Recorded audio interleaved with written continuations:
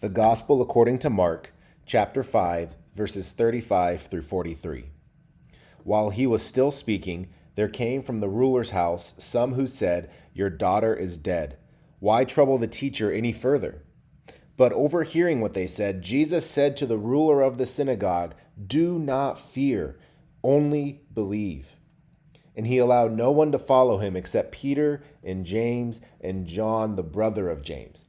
They came to the house of the ruler of the synagogue, and Jesus saw a commotion, people weeping and wailing loudly. And when he had entered, he said to them, "Why are you making a commotion and weeping? The child is not dead, but sleeping." And they laughed at him.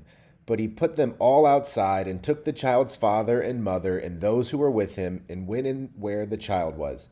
Taking her by the hand, he said to her, "Talitha cumi," which means, "Little girl, I say to you, arise." And immediately the girl got up and began walking, for she was 12 years of age. And they were immediately overcome with amazement. And he strictly charged them that no one should know this, and told them to give her something to eat. Hi, once again, my name is Brady Robinson from New Albany Presbyterian Church.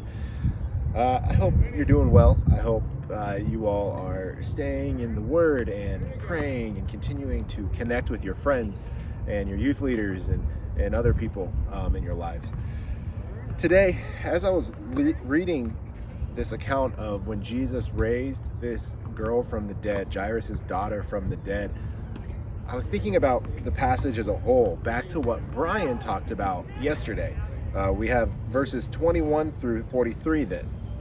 In the beginning of this account, we see it says in verse 22, one of the rulers of the synagogue, Jairus by name, and seeing him, he fell at his feet. So this guy Jairus sees Jesus, falls at his feet, and he says in verse 23, implored him earnestly, saying, "My little daughter is at the point of death. Come and lay your hands on her so that she may be well and live."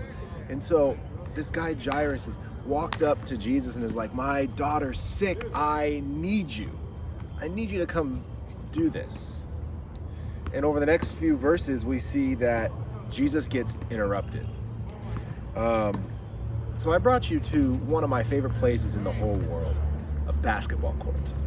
And the reason I brought you here is, as I go through my weekly routine, every Friday morning at 6 a.m., I play basketball with a group of guys. So that means I wake up at like 5:15, 5:30 to go play basketball. And Saturday mornings, I actually play with another different group of people at 10 a.m., 8 a.m.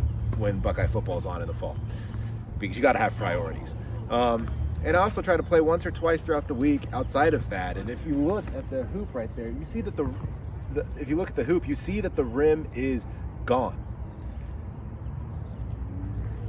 And I look at this and I think about how our lives have been interrupted. And I imagine if you're anything like me, maybe you're thinking maybe what Jairus and his servant thinks, or the person that came from the ruler's house. So Jesus has this interaction with the bleeding woman. He miraculously heals her. Her face, she reaches out in a crowd of people, and Jesus is like, "Who touched me?" And there's this amazing interaction that Brian did a wonderful job yesterday explaining. But because of that interruption,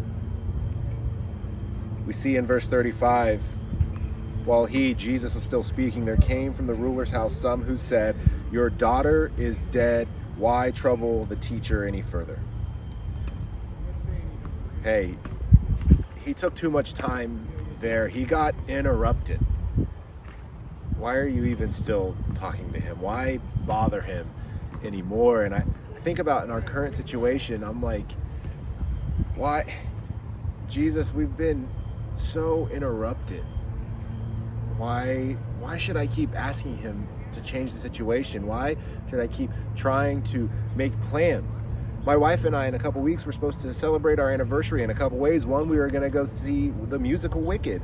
And then we were going to go on a trip and take a weekend and go to a cabin and go hiking down in North Carolina. And it looks like that's going to be postponed, if not just flat out canceled. The thing is I'm like, why am I continuing to try to do these things, whether they're good things, even though they're good things? Why continue to plan? What's the point? And this guy from Jairus' house, your daughter's dead. Why trouble the teacher any further? Why continue to hope?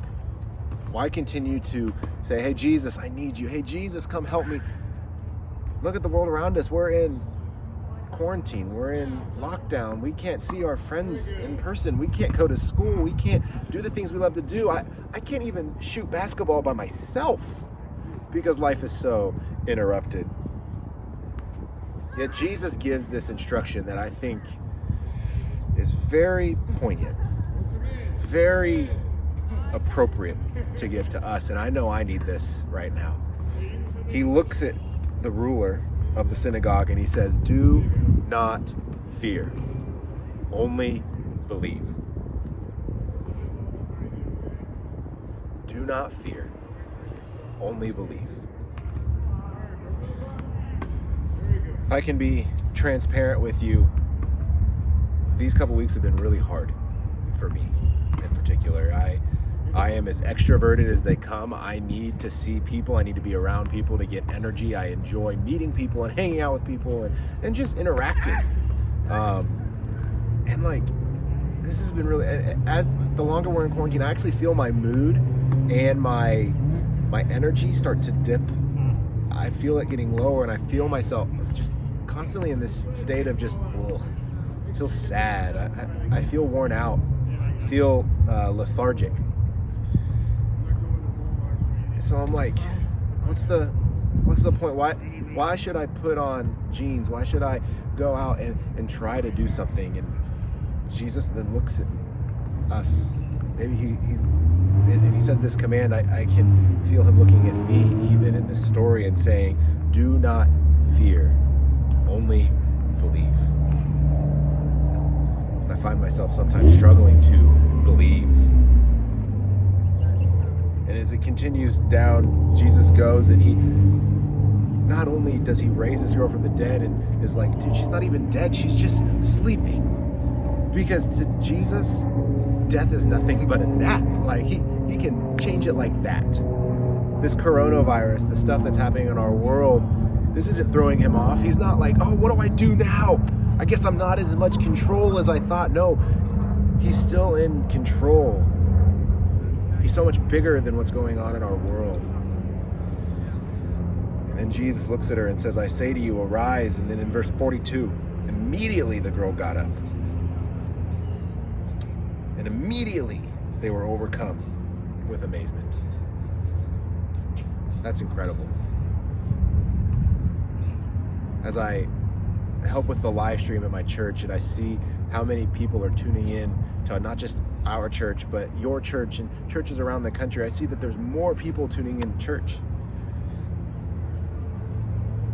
That's amazing. We're seeing dead people who are spiritually dead, hear the gospel and believing in Jesus. That is amazing. Are you amazed at what God is doing in this hectic time? Are you busy fearing? Are you busy being afraid? Are you busy like I am in sadness? Or will we join together when we listen to Jesus' words when he says, do not fear, only believe? That's what I pray for us today, that we don't fear.